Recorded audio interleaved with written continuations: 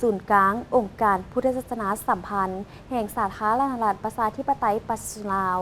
ได้จัดพิธีเฉลิมฉลองวันพระพุทธศาสนาสากลวันที่ 8 เมษายน ซึ่งได้มีการเฉลิมฉลองพร้อมกัน51ประเทศใน5 ทวีปทั่วโลก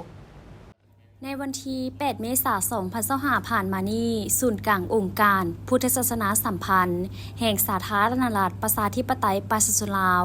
ได้จัดพิธีเฉลิมฉลองวันพระพุทธศาสนาสากล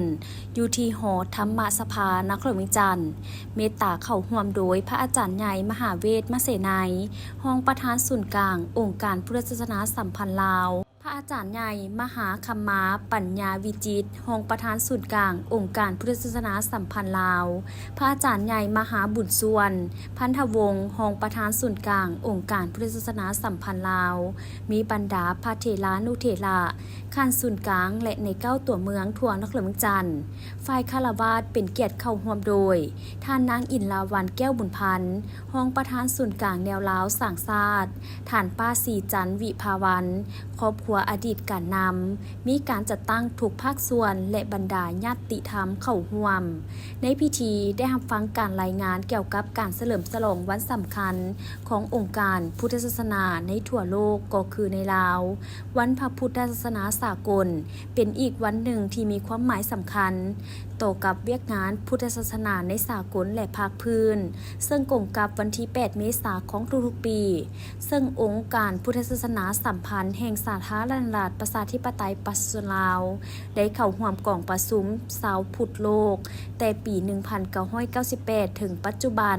มีดังนี้กองประชุมชาวพุทธโลกได้เริ่มต้นทำอิฐในปี 1998 อยู่เกียวโตประเทศญี่ปุ่นโดยแม่นพระอาจารย์ใหญ่ดร.กุยเซอินซินโจพระสงฆ์ญี่ปุ่นผู้ก่อตั้งนิกายเนบูซุสุและทั้งเป็นประธานที่ปรึกษากิตติมศักดิ์ของกองประชุมดังกล่าวได้กำหนดเอาวันที่ 8 เมษายน เป็นวันพุทธศาสนาสากลถือเป็นวันเฉลิมฉลองวันประสูติของพระพุทธเจ้าโดยมีสัญลักษณ์พระพุทธรูปปางประสูติใหม่ประทับถึงหลังสร้างเอราวัณ6 งามีพิธีเฉลิมฉลองยิ่งใหญ่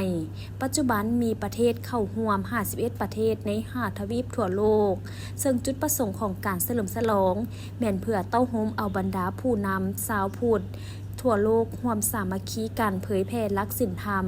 ทางพุทธศาสนาโดยบ่ได้จำแนกความแตกต่างทางด้านประเพณีวัฒนธรรมของบรรดานิกายต่างๆทางพุทธศาสนาและเพื่อเน้นใส่การสร้างสันติภาพโลกและความสันติสุขของมวลมนุษย์ซึ่งการเฉลิมฉลองวันสากลพุทธศาสนานี้ก็เป็นเหตุการณ์อันใหม่สำหรับชาวพุทธทั่วโลกก็คือชาวพุทธลาวพวกเขาเนื่องจากว่าวันดังกล่าวนี้ได้มีมติรับรองในปี